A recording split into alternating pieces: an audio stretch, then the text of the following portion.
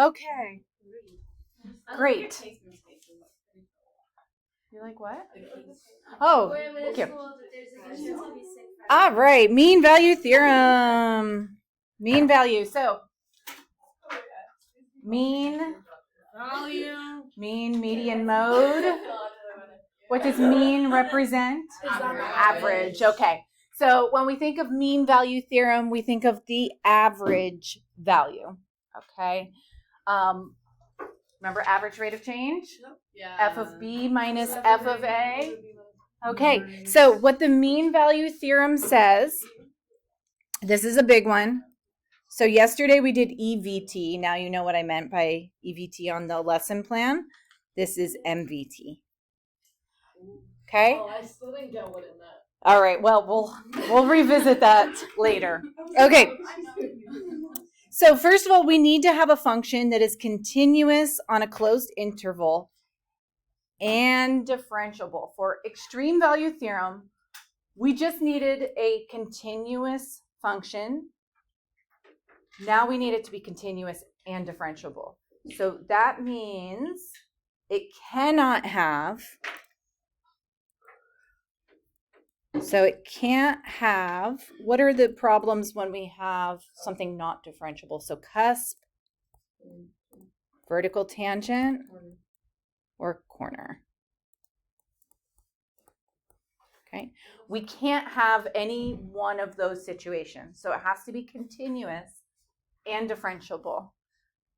If we do have that situation, then there has to be a point, C, in that interval where the derivative is equal to the average rate of change. So this is where the derivative equals average rate of change. Right? Oh, it's fine. Not to worry. Okay, so remember, the derivative is the same thing as the slope of the tangent. So here's a curve. You see the slope of the tangent here? And if we have 2 points on that interval, if those two are equal, then they have to be parallel to each other. So it's just basically saying if you have a curve, you could take any curve, right? And you take these 2 points, draw the line that connects those 2 points. That means somewhere in that interval, there's got to be a tangent line that's parallel to that. So there has to be some tangent. Well, that doesn't look parallel. Use your imagination. There we go. Right? Where these are parallel to each other. Okay? Average equal to instantaneous. Okay. A quick example, if we have a car accelerating from zero, it takes 8 seconds to go 352 feet. And let's say your average velocity is 352 feet per 8 seconds, which translates to 30 miles per hour. So let's say a car is going from stopping and the average speed is 30 miles per hour. At some point, the speedometer must read exactly 30 miles per hour. So it's like, let's say you go from home to school and you're driving. You start out at 0 miles per hour. Wait, it's taking 8 seconds to get from 0 to 30? No. Okay, it's saying the average. So let's say like you go from home to school and you say your average speed is 40 miles per hour. Okay, so sometimes you might be going slower than 40 miles per hour. Sometimes you might be going faster. But if you're average, that means your speedometer must read 40 miles per hour at some point during your drive. You can't skip over 40 miles per hour. You can't go from 39 to 41. Okay? All right, let's look at some graphical uses / we have y equals x squared or f of x equals x squared. So the first thing we want to do is we want to state whether the function satisfies the hypothesis to the mean value theorem. So we need to know, is this function continuous and differentiable on a closed interval? Yeah. Okay, so mean value theorem applies. Okay. Okay. If it does, we want to find each value of c. So we want to figure out where the derivative is equal to the average rate of change. Well, what would f prime of x be? 2x. So f prime of c, listen, and we use the c is just an x value. So we want to set 2c equal to f of 2 minus f of 0 over 2 minus 0. So here's our graph. You can kind of see here's our y equals x squared.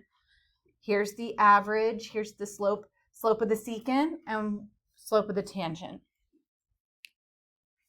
Okay, so we have 2c equals f of 2 is 4 minus 0 over, so 2c equals 2, so c equals 1. That's it. That's it. So basically, you're like checking. You're not like. What do you ask? You're just You're solving, but you're checking to see that it's 1. Like what? Where's 2? Like what? Like what's the answer? the answer is 1. No, like that's not. I meant 1, but like what? What is 1? What is 1? Like what are you even solving? Oh, 1 is the x value. Okay, so here, if we look at this, this has a slope of 2x. Right? Yeah. So we're saying at somewhere here, so, There's a slope of 1. right?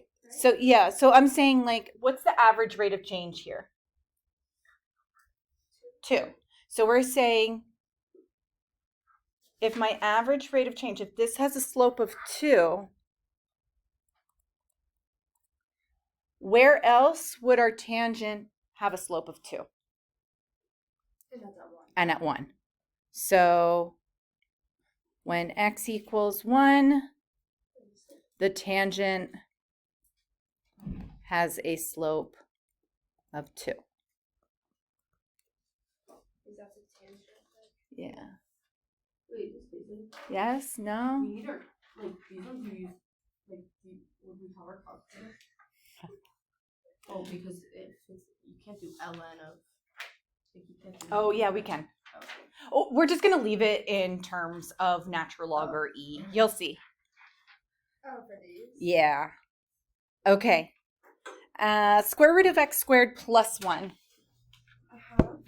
Ooh, what's square root of x squared though? That's Auto read. No, email. okay. Do you remember the even root with something to an even power? Oh, yeah. And we no, get- I did all of That's this. the absolute value. Sorry, I thought that was 1 times Yeah. 1. Sorry, that's absolute value of x, right? So when we take the square root of x squared, that's really an absolute value of x. Wait. So we have a corner. So since there's a corner, So we were doing it from like this. therefore mean value theorem does not apply. apply. I feel like everything Yeah. Yeah, this one won't apply. Does not apply from, I'm going to put in here specifically on that interval from -1 to 1 because there's a corner at x equals 0. Now, sometimes you could have a corner, but let's say the corner occurred at 4, just as an example. Does that affect our domain? No. Or what if I change the domain from 2 to 4? Then it's okay also. But Wait, if, how do you know it's at x equals 0? think about the graph of absolute value of x plus 1, right? Yeah. Where's the corner occur? How do you know that it's an absolute value again? What is that rule? Even root. So remember, if it's a square root, Yeah, even. But what is the equals? What is that? so that's the rule. Like, So it's not to the power of anything. X. yeah, but like let's say I have the if I had the 4th root of x to the 12th power, this goes back to like algebra 2. X to the 3rd. You get x to the 3rd, but then we have to put it in absolute value. Oh, okay. So if it's an even root, even power, but you get an odd result, you have to put it in absolute value. Okay. All right. How about this one? Okay, so you do 1 over x plus 1. Yeah, what's the domain of this one? 0 to e.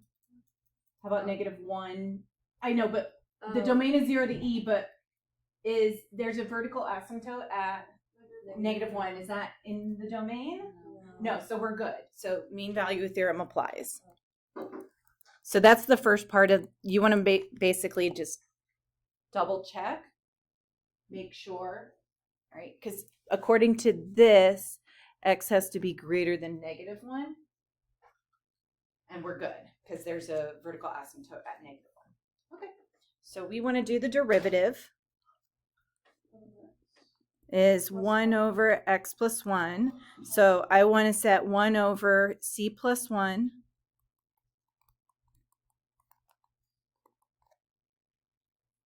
All right, so we want f of b minus f of a over b minus a. So we're just, again, setting that equal to, so f of e, that's just going to be natural log of e plus 1 minus f of 0. 0. Yeah, that's going to be natural log of 1, which is just 0 all over e. Okay, now, don't worry. We still want to isolate without a calculator. So anytime I have like 1 over something, I can just flip it and take the reciprocal of both sides. So I'm going to make this c plus 1 equals e.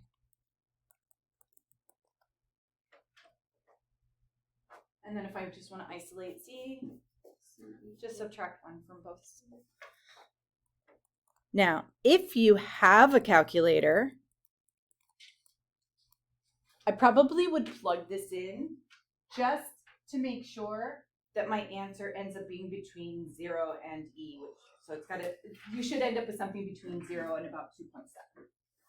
This is a vertical tangent. This one has a vertical tangent where? X equals 1. Okay.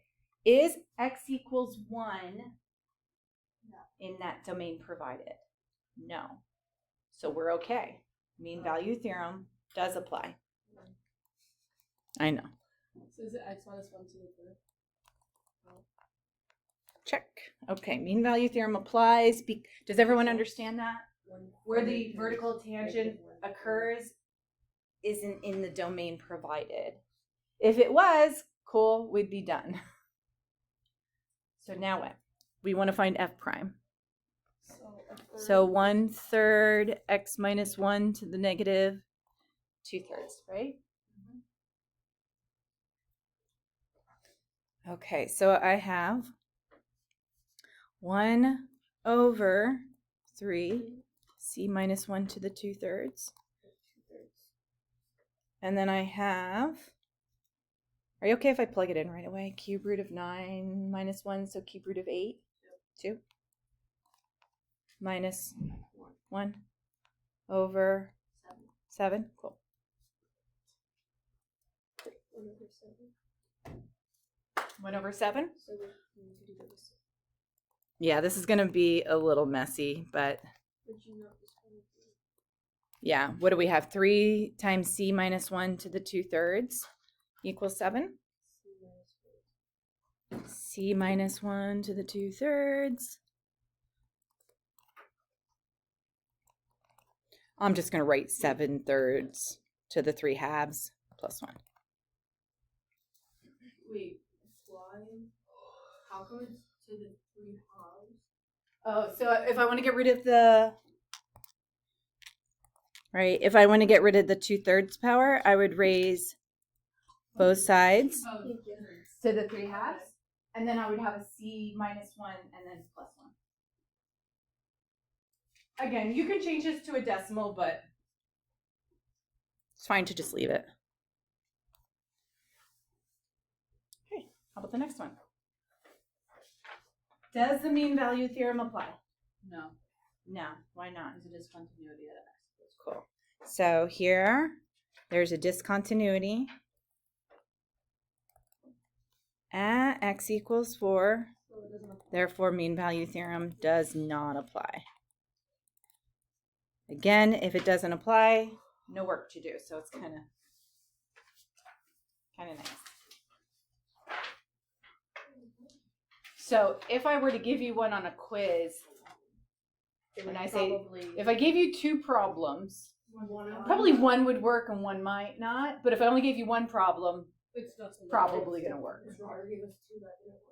I know. Oof, that's rough. But that's also like Like kind you- of nice. No, because then you said you do it. Or like you No, would do that. yes, but like I it's feel not like that you would big say deal you to wouldn't it. do that, but you would do it.